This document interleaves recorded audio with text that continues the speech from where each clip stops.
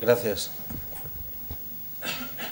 Bueno, yo había dejado puesta el otro modo. Sí, no es solo para que vean que solo tengo 4 diapositivas, o sea que no se asusten ustedes, por mucho que me extienda. No, ¿eh? Además estas tienen letra muy gorda, como ven ustedes, ¿no? Lo primero que quiero hacer, por supuesto, es agradecer a Juan, a Manuel, que nos hayan invitado a compartir con ustedes nuestras ideas. Yo diría que de 2 cosas. La primera es cómo vemos nosotros el tema de la rehabilitación en España como negocio, ¿no? La segunda, fundamental, es qué papel pueden jugar los proyectos domésticos en este negocio, ¿no?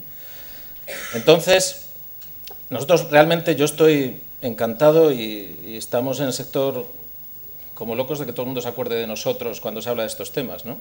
Porque realmente es verdad, lo ha dicho José Luis, lo ha dicho antes Eduardo, que cuando uno habla de eficiencia energética, de reducción de emisiones y de reducción tanto de la factura energética como de la reducción de la factura del carbono, pues lo que primero nos viene a todos a la cabeza, obviamente, es el sector de la rehabilitación, que además tiene otras ventajas, como saben ustedes, porque claro, invertir en el sector de la rehabilitación al final es invertir en el sector de la construcción. Y ustedes saben que en el sector de la construcción estamos en crisis, ¿esto les ha llegado? ¿Sí?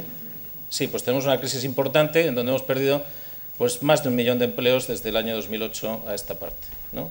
Luego, es cierto que es una gran oportunidad y a mí lo que me gustaría es intentar aterrizar esa oportunidad, ¿no? Nosotros en Ferrovial estamos trabajando para aterrizar esta oportunidad desde hace un par de años en el diseño de un modelo, básicamente es un modelo de negocio, con todo lo que esto implica, para activar el sector de la rehabilitación a gran escala. Ahora explicaré qué quiero decir con sector de rehabilitación a gran escala. Es verdad que hay desde el punto de vista estratégico, escrito ya mucho, pero nosotros pensamos que falta un poco aterrizar todas estas ideas, el roadmap, y convertirlo en un plan de acción en qué hay que hacer para que realmente eso se convierta en un negocio atractivo para el sector de la construcción. Es decir, un negocio que permita que el sector de la construcción deje de mirar hacia un lado y empiece a mirar hacia otro como una alternativa de negocio o como un complemento al negocio tradicional, ¿no? Nosotros aquí estamos intentando aglutinar pues, la experiencia de cerca de 8 años de trabajar en rehabilitación de forma intensa, bueno, de lo intensa que permite la situación actual, que no es demasiado, y sobre todo también más recientemente de la experiencia de nuestra división de servicios energéticos. Y juntando estas dos experiencias, el know-how, pues hemos desarrollado un modelo que hemos presentado ya en distintas instancias al Gobierno y en el que seguimos trabajando. Así que lo que les voy a contar son unas pinceladas de cuál es este modelo, cómo estamos planteando el modelo, y un poco con la idea de aterrizar el tema de los proyectos domésticos, qué papel le demos a los proyectos domésticos y qué cuentas hacemos con los proyectos domésticos, ¿no? Muy rápidamente, como digo, todo el mundo habla de esto, cuando hablamos de eficiencia energética, cuando hablamos de reducción de emisiones, cuando hablamos de factura energética, todos tenemos en la cabeza el sector residencial. El sector de la edificación en general, pero en particular el sector residencial. Hay grandísimas expectativas en torno al sector residencial en este sentido. Y no es para menos, porque fíjense ustedes, si hiciéramos 400.000 viviendas de rehabilitación, ¿eh? Estamos hablando solo de viviendas, no entro en el sector terciario, luego podemos hablar de eso también, solo viviendas, 400.000 viviendas al año de rehabilitación. Ahora estamos en unas 40.000-50.000, es difícil saber cuántas porque las estadísticas no son fiables en ese sentido. Podríamos reducir en torno a 6 millones de toneladas en 5 años, en los 5 primeros años. Luego, por supuesto, esto es un efecto acumulativo, como muy bien decía José Luis, porque estas ya las reduces, pero las reduces para adelante también, ¿no? En el siguiente, una vez que has hecho la rehabilitación. Además, podríamos generar en torno de 240.000 empleos al año. En el sector de la construcción, que les he dicho así como en avance, que estamos en crisis. Bueno, además, estaremos generando un volumen de negocio en el sector de la construcción, que no es el sector de la construcción, es el sector de la construcción y toda su cadena de suministro, una parte importante del tejido industrial de este país, en torno a 14.000 millones de euros anuales. Esto haciendo 400.000 viviendas. Y dirán ustedes, eso es un disparate, 400.000 viviendas. Pero yo les digo, hemos llegado a hacer 700.000 en el año 2007 de nueva planta. Luego 400.000 de rehabilitación. Hombre, es un disparate porque las condiciones actuales no nos permiten hacerlo. Pero tenemos que pensar que somos capaces, ¿no? Lo que nosotros planteamos en esta propuesta es fundamentalmente 2 cosas. Primero, avanzar en el camino de este nuevo modelo de rehabilitación, sea una rehabilitación a gran escala. Cuando digo a gran escala me refiero a grandes volúmenes en un único proyecto. También lo ha mencionado con mucho acierto Eduardo hace un rato. Esto funciona si tengo grandes volúmenes. O sea, para cositas como venimos haciendo ahora, rehabilitación edificio a edificio, hablando con la comunidad de propietarios, con el administrador de fincas, llamando a la puerta de cada uno de los vecinos. Así es como se hace un proyecto de rehabilitación ahora, ¿eh? Manuel me mira y me dice, ¿qué me vas a contar? Pues es verdad, claro, es que es así. Les voy a contar un secreto. Nosotros tenemos un equipo de personas dedicadas full time a convencer a los vecinos para hacer la rehabilitación. Es espectacular verles actuar, ¿eh? Porque aparte son buenos comunicadores, les hacen las cuentas, usted tarda en amortizar tanto esto, tal, le lleva las termografías del edificio, fíjese esto de color azul, lo que quiere decir esto de color rojo. ¿Eh? ¿Esto es rentable? No es muy rentable, y menos para una empresa como Ferrovial, del tamaño de Ferrovial. Ir trabajando a esa microescala no es muy rentable. Entonces, nosotros pensamos que trabajar así no va a ser posible atraer suficiente capital privado a este sector como para que se convierta de verdad en una alternativa al sector de la construcción. Lo que proponemos entonces es volumen, alcanzar un volumen suficiente por proyecto, y lo segundo que proponemos es convertir esto en un servicio público, la rehabilitación a gran escala, con criterios de eficiencia energética, con alguno más, como diré ahora, un servicio público de financiación público-privada, que es otra cosa a la que recurrimos siempre, sobre todo cuando las arcas del Estado están exhaustas, ¿no? Y financiación privada, ¿no? Pero lo importante cuando hablamos de financiación privada es hacer las cuentas para ver si lo que no es rentable hacer desde la administración o desde otros ámbitos puede ser rentable para el sector privado. No siempre es así. Muy rápidamente, cuando hablamos de rehabilitación a gran escala, ¿a qué nos referimos exactamente? Primero estamos hablando de rehabilitación con criterios de eficiencia energética. Digamos que casi el leitmotiv puede ser, ¿por qué no?, la eficiencia energética, pero al final es una rehabilitación que alcanza otras cosas más, no solo la eficiencia energética. Porque déjenme que les diga que cuando van ustedes a trabajar en la envolvente de un edificio, a instalar una fachada ventilada en un edificio para mejorar su eficiencia energética, su aislamiento térmico, etcétera, etcétera, al final, pues es muy difícil irse allí sin colocar el ascensor, cambiar las ventanas, ponerlas, ¿no?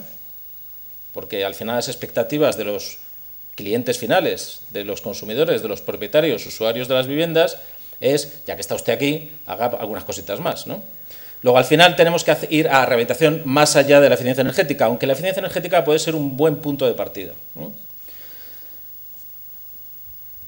El siguiente tema es que el mercado realmente tiene un potencial muy atractivo. Lo primero, porque es un mercado viable desde el punto de vista tecnológico. Las soluciones tecnológicas para hacer rehabilitación con criterios de eficiencia energética a gran escala las tenemos. Las capacidades logísticas para mover grandes proyectos con, digamos, algunos de los que estamos estudiando ahora mismo con algunos ayuntamientos, 1.000, 1.200 viviendas en un solo proyecto, la tenemos, lo sabemos hacer.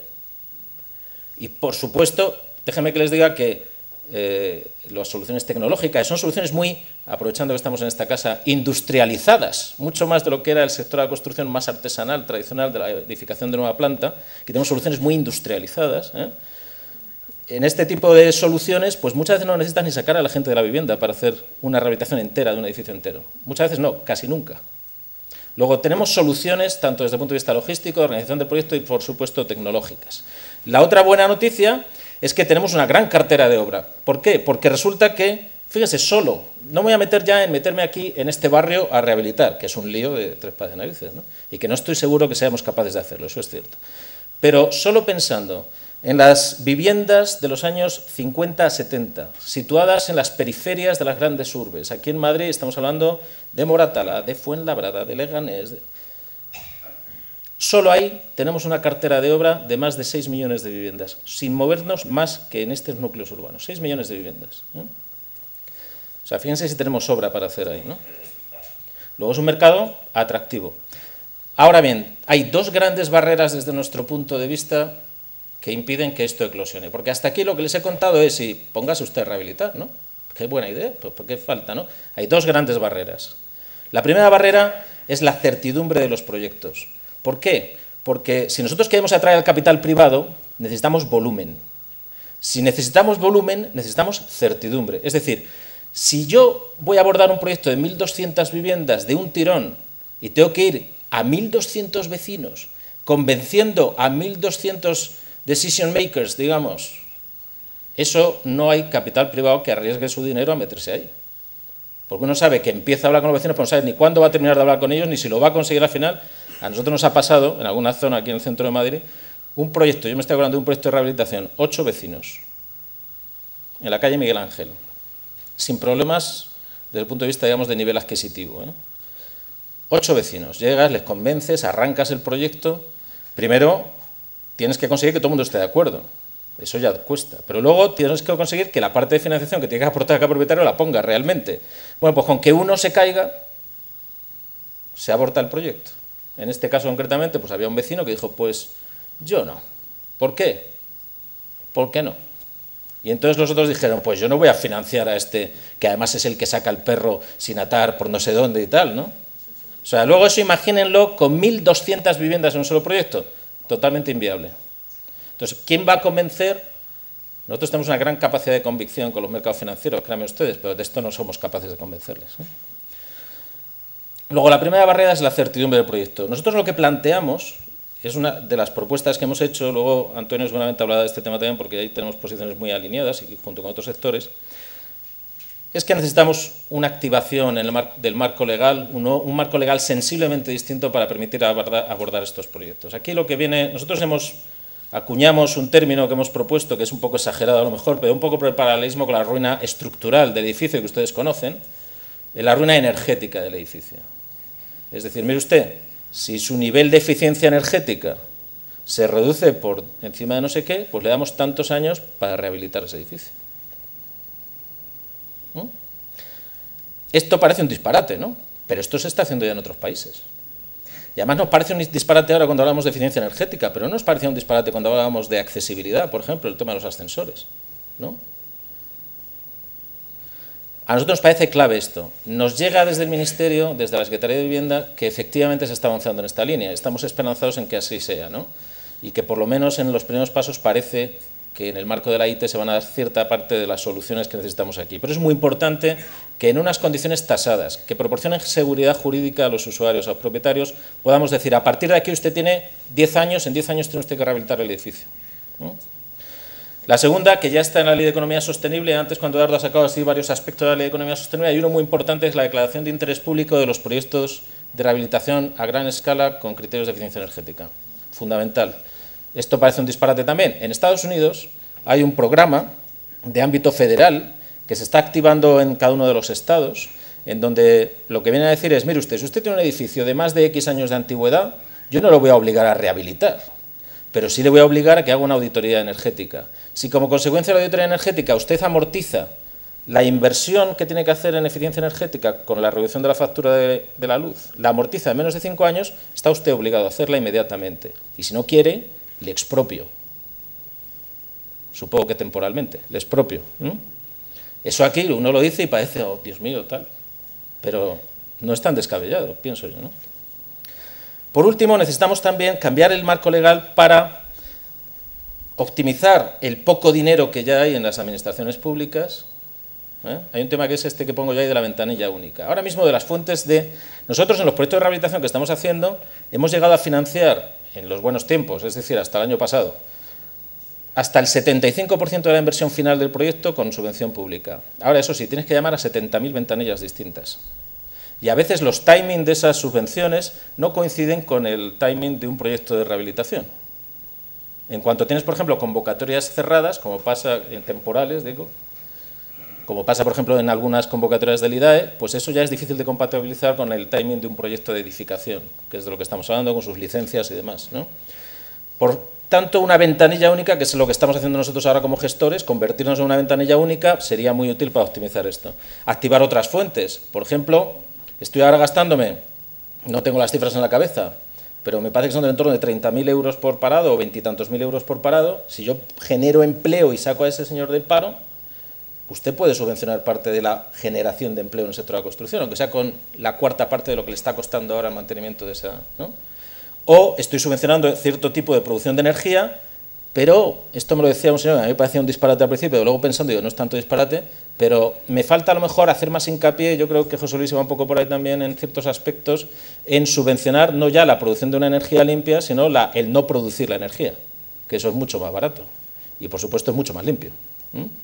Es decir, la subvención de las reducciones de ahorro energético, en cierto sentido, que es cuando se habla de los incentivos de reducción, ¿no? Y por último, porque necesitamos, no nos engañemos, nosotros hemos hecho las cuentas, créanme que otra cosa no sabemos hacer, pero las cuentas de proyectos de financiación público-privada tenemos cierta experiencia en todo el mundo, eso es lo que hemos aplicado, ese know-how es el que hemos aplicado aquí, y la mala noticia es que cuando uno hace las cuentas decimos, con el ahorro energético se paga la tal, no es verdad. Con las tires que piden ahora los financiadores en el mercado, en la situación actual del mercado, no llegamos de ninguna manera a pagar la rehabilitación solo con la eficiencia energética. Luego necesitamos activar otras formas que regeneren un retorno para la inversión del capital privado. Entre otras, por ejemplo, estoy acordándome también en Estados Unidos, a través del tax property, pues hay un incremento del tax property con carácter finalista que va a pagar la rehabilitación. ¿Eso se puede hacer aquí en España? No lo sé. No, es imposible traerse un modelo que se está haciendo en otro sitio y traducirlo aquí y punto. Hay que coger ideas de otras cosas que están haciendo y construir aquí nuestro propio modelo, claramente, ¿no? Aquí tenemos una gran oportunidad, que es la ley que les estaba mencionando hace un momentito y que es una parte de la activación de las medidas que están en la ley de economía sostenible, ¿no? Y yo creo que debemos aprovechar la oportunidad, sinceramente, porque no vamos a tener muchas más en los próximos años, ¿eh? Bueno, con esto ya voy terminando. Hay un tema fundamental, la segunda barrera, les decía, la primera es la certidumbre de los proyectos y el convencer a 1.200 seres humanos de que hay que hacer la rehabilitación. La segunda es la financiación, ¿no? Que no sé si les parecerá muy, pero es un tema importante, ¿no? O sea, ¿cómo se paga el asunto, ¿no? Entonces, el tema de la financiación tenemos dos malas noticias. La primera mala noticia es que no contamos ya con subvenciones del 75% de las administraciones públicas, a no ser que Eduardo hoy nos diga lo contrario. Yo creo que ya no, ¿no, Eduardo? Hombre, eso de no sé es esperanzador. No, sinceramente, si estábamos hablando de subvenciones en torno al 70-75, rara vez vamos a poder llegar al 30-35 ahora y en los próximos años. Luego tenemos aquí un gap importante. El otro gap importante es que cuando antes las familias podían financiar un 25% de la inversión, la capacidad de endeudamiento de las familias actualmente se ha reducido sustancialmente y no van a poder quizás más de un 10 o un 15%. Bien, pues a lo mejor lo que sí puede hacer el capital privado es suplir ese gap, ¿no? Y aquí de lo que se trata es de buscar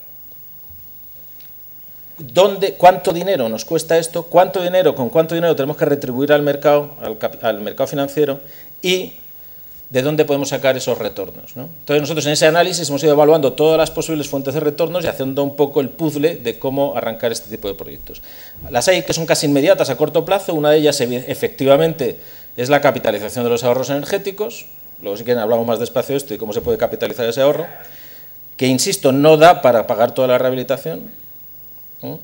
No nos engañemos, pero que a los precios de la energía de aquí a 3-4 años empezará a dar ya bastante de sí como para, si no lo paga todo, pagar una parte importante, ¿eh?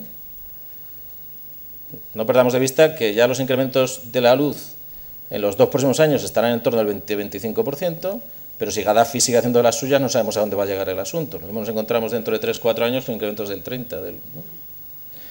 Eso es lo que se llama, en plan polite, las señales de precio, ¿no?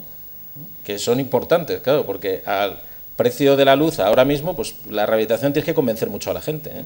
Para hacer una rehabilitación con criterio de eficiencia energética, para un precio de la luz un 40% superior, tienes que contarles menos cosas, eso está claro, ¿no? El siguiente asunto, hay otras fuentes, es importante buscar fuentes recurrentes de retorno, porque estas fuentes son pignorables por un banco y eso permite abaratar los costes de financiación, como ustedes saben, por ejemplo, cubiertas fotovoltaicas, por ejemplo, gestión de ciertos servicios que tienen un retorno per se dentro de los propios barrios y demás. Y luego otras que requieren cambios legales. Ahí he puesto pues el IBI, que les mencionaba hace un momentito, la cesión de locales con otros usos, o algunas que pueden requerir a escala local cambios incluso en la planificación, en la ordenación urbana, ¿no? Puedo contar luego, si hay oportunidad, algunos ejemplos de esto que estamos estudiando, ¿no?